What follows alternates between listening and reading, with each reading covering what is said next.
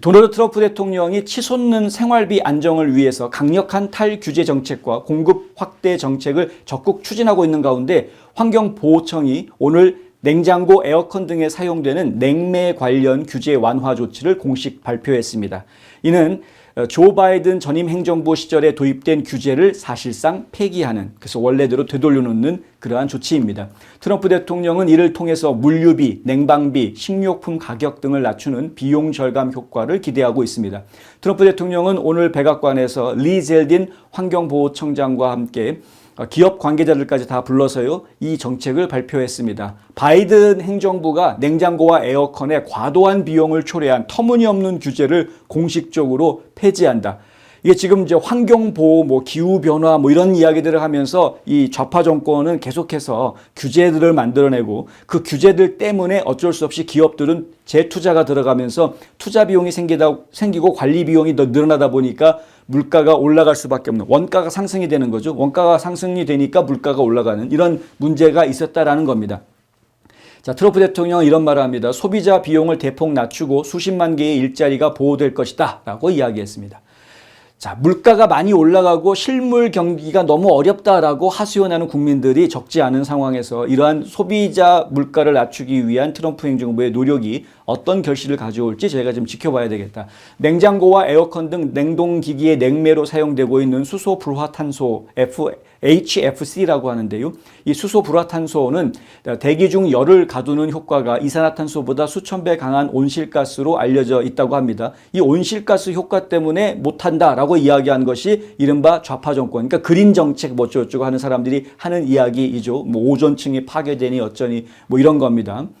그래서 이게 원래는 프레온가스보다는 낫다라고 그래가지고 HFC라는 게 원래 프레온가스 대체용으로 도입했던 거였는데 더 낫다라고 그래서 그걸 도입했는데 그것도 지구 온난화를 유발한다 그래서 또 금지했던 이런 상황이었습니다.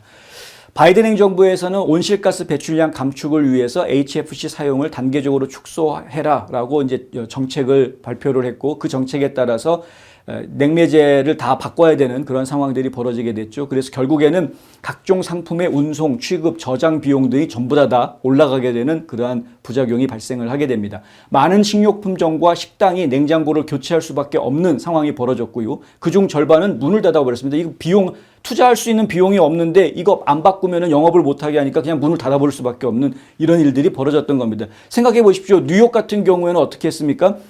가스 버너 못 쓰게 하지 않았습니까? 가스 버너를 아예 새로 짓는 건물에는 가스가 들어가지 못하게 해라. 식당들은 이거 가스 버너 없으면 이거 식당들 영업을 어떻게 하라고 그럽니까? 아니 거기도 다 전기로 바꿔. 이런 상황이 벌어지니까 그러면 뉴욕에서는 그럼 식당 하지 말란 얘기인가? 난리가 났었습니다. 그것 때문에.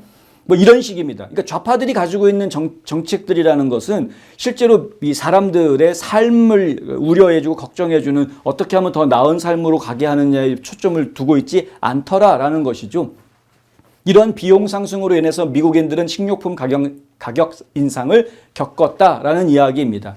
우리가 식당에 갔을 때 팬데믹 전과 팬데믹 후에 음식 가격이 굉장히 많이 올랐다라고 이야기하는데 그 가격이 오른 것이 떨어지질 않고 있죠. 아직까지도. 예전에 한 번 올라간 식당 음식값이 떨어지는 걸 보는 경우는 상당히 드뭅니다. 사실은.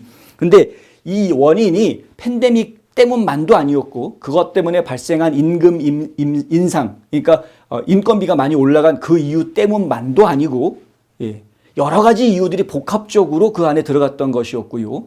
그중에 이러한 부분들, 냉매, 배출 규제 이런 것들 때문에 원가 상승 요인이 있었던 그것들도 있었다. 이런 이야기입니다. 자, 그런데 이번 규제 완화 조치를 통해서 미국 가정과 기업에 연간 24억 달러 이상의 절감 효과가 있을 것이라고 지금 트럼프 대통령은 말합니다. 자, 트럼프 2기 행정부는 발전소 자동차 배출가스 규제를 완화하는 등 바이든 행정부의 기후 대응 정책들을 잇따라서 다시 돌려놓는 그런 조치들을 취해왔습니다. 왜냐하면 이게 사기다라고 이야기하죠. 지금 보수주의자들, 보수 정치인들은 그린 정책이라고 이야기하는 걸 사기로 보고 있습니다. 기후 정책 다 사기로 보고 있는 거죠. 아니 그렇게 지구가 몇 년 뒤에 멸망할 거라고 난리를 치고 있는 그러한 기후 변화의 신봉자들이 어떻게 제트기를 타고 돌아다니느냐라는 이야기를 하는 겁니다. 말이 앞뒤가 안 맞는 거죠. 말과 행동이 다른 사람들은 뭔가 잘못된 거다 이렇게 볼 수밖에 없는 겁니다. 이번 조치는 오는 11월 중간선거를 앞두고 물가 부담과 생활비 상승에 대한 유권자 불만을 의식하고 있는 행보로도 해석이 된다라고 언론들은 이제 분석을 하고 있습니다. 당연한 거죠. 그거는 당연한 것이고, 근데 그것을 떠나서 기본적으로 더 나은 삶의 퀄리티를 위한 국민들의 불만을 바로 정책으로 실현해주고 있는 트럼프 행정부의 노력이다라고 평가해주면 참 좋았을 텐데 그런 평가를 안 해주는 게 안타깝다라는 거죠. 제가 왜 이렇게 말씀을 드리냐면 관세 정책을 시작을 했을 때 당장 컴플레인이 터져 나왔던 것이요. 소고기값 올라간다였습니다. 미국도 수입해서 먹는 것들이 많은데 물가가 관세 때문에 식품 원자재 가격이 올라가면서 이 물가가 올라갈 수밖에 없는 문제가 있다. 바로 컴플레인이 나왔습니다. 이거는 작년에 이미 다 해결했습니다. 그리고 관세 그럼 다 내려줄게. 식품의 원자재가 될 수 있는 것들 해가지고 한 200가지 넘는 품목들에 대해서 관세를 없애버렸습니다. 원래 처음에 부과했다가. 왜 그랬습니까? 국민들의 컴플레인이 나왔기 때문에.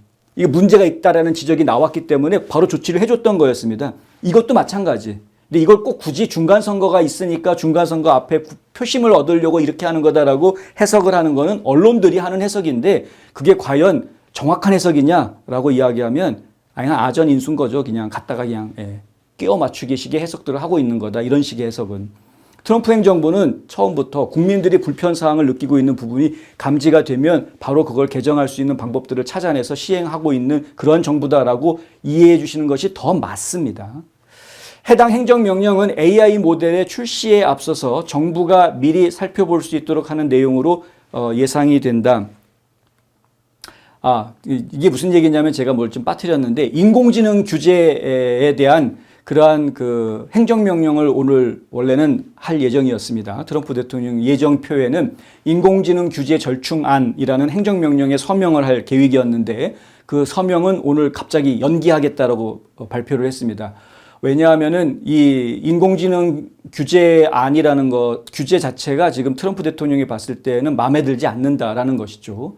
AI 산업에 대해서 비규제 기조를 지금 계속 유지해 오고 있습니다. 왜냐하면 트럼프 행정부가 지금 가장 주력해서 신경 쓰고 있는 신산업군이 바로 이 인공지능 AI 산업군이기 때문에 그렇습니다.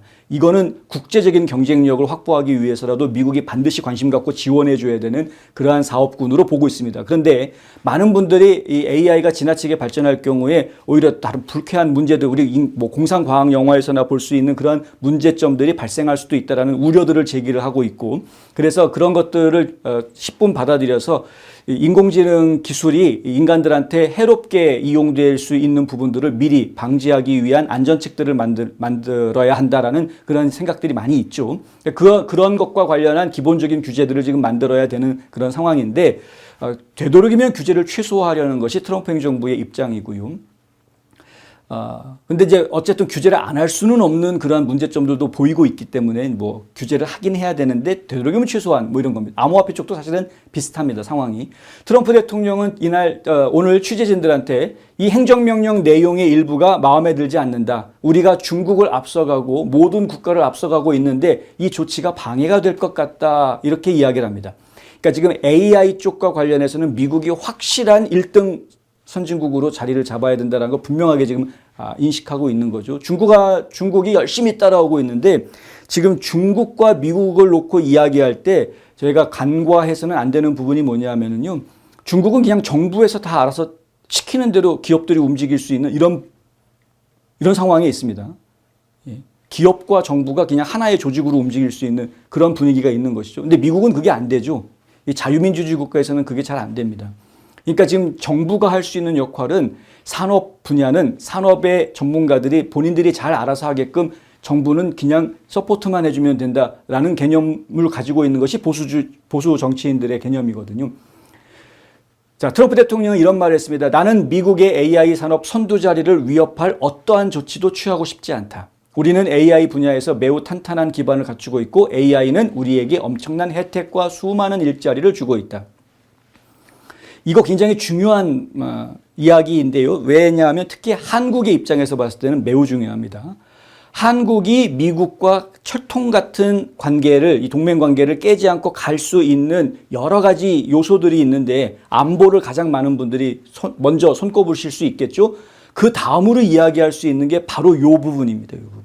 예. 물론 안보 쪽과 관련해 가지고 민간 사업으로 오기 사이에 그 중간에 MRO라든가 뭐 이런 조선 사업이라든가 이런 부분들이 있겠죠. 이제 무기 시장에 대한 이야기. 그런데 민간 사업 쪽으로 넘어오게 되면은 지금 차기에 앞으로 미래 먹거리는 결국은 AI 쪽에서 다 발생을 할 것이다라고 지금 보고 있는 겁니다. 그런데 AI 부분, 이 부분에 있어서 한국의 역할이 상당히 적지 않다. 예, 다 아시다시피. 왜냐하면 반도체 때문에.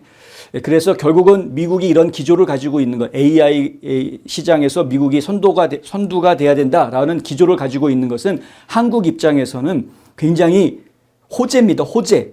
실제로 애플, 메타, 구글, 등등등 해가지고 AI 관련된 사업을 지금 앞장서서 하고 있는 대부분, 오픈 AI도 마찬가지고 대부분의 기업들이 다 한국에다가 데이터 센터를 지으려고 지금 준비를 하고 있었습니다. 전부 다. 일본이 아니라 한국에. 일본에다가 해봤자 섬나라거든요. 해저 케이블 또 깔아야 되는 겁니다. 대륙으로 들어가려면. 물론 뭐 한국도 섬나라나 마찬가지지만 한국의 환경하고 일본의 환경하고를 비교하건대 한국의 IT 환경이 훨씬 낫다라고 전문가들이 다 공히 이야기하고 있는 상황입니다. 그래서 사실은 AI 데이터 센터를 아시아에서는 한국이 중심 거점이 되게끔 만들어 놓으려고 하는 그것이 지금 미국의 입장입니다. 그런데 이게 지금 보류되고 있습니다. 계속. 한국 정부 때문에. 적어도 5천억 달러 투자를 지금 얘기를 하고 있었는데 5천억 달러 투자를 얘기하고 있었습니다. 미국 기업들이. 어마어마한 투자를 하려고 했던 겁니다. 그런데 지금 다 보류입니다. 보류. 한국 정부 때문에. 미국 기업한테 불평등하게 대하고 있다. 쿠팡 사태 같은 거 예를 들면 그런 거죠. 그 다음에 뭐 플랫폼법, 온라인 디지털 플랫폼법 같은 거 이런 것들이 다 그런 이유인 겁니다. 그러니까 이런 상황이라고 그러면은 미국 기업들이 들어가가지고 재미 볼 수가 없다라는 이야기. 서로 윈윈할 수 있어야 되는데 서로 윈윈할 수 있는 기회를 만들어 내는 것이 아니라 오히려 규제하고 심지어는 미국 기업들을 다 쫓아내버리고 중국 기업들로 대체하려고 하는 이러한 인상까지 지금 주고 있기 때문에 사실관계가 어떻든 간에 이미 그런 인상을 지금 미국의 정치인들과 기업인들이 이미 다 받았습니다. 그래서 지금 상황이 심각하다는 거죠. 자, 근데 돌파구가 있습니다. 없는 건 아닙니다. 한국도 자존심이 있으니까 그냥 갑자기 그래 지금 우리가 잘해줄게 갑자기 바뀌기는 쉽지 않겠죠. 근데 그 돌파구 태도 변화를 일으킬 수 있는 돌파구가 누구냐? 바로 주한 미국 대사. 미셸 스테일이 이제 한국에 부임을 하면서 그러면서 좀 더 깊이 있는 대화들이 한국 정부와 미국 정부 간에 있을 수 있게 될 것이고요. 저는 그 모멘텀을 활용을 해서 한국 정부가 입장을 바꿔주기를 바랍니다. 입장을 바꿔야 그래야 한국이 더 잘 살 수 있고 미국도 계속해서 확장해 나갈 수 있기 때문에 물론 이재명은 자리 잘 계속 지킬 수 있겠습니다만 그렇게 하면 두고 봐야 되겠죠. 어떻게 될지.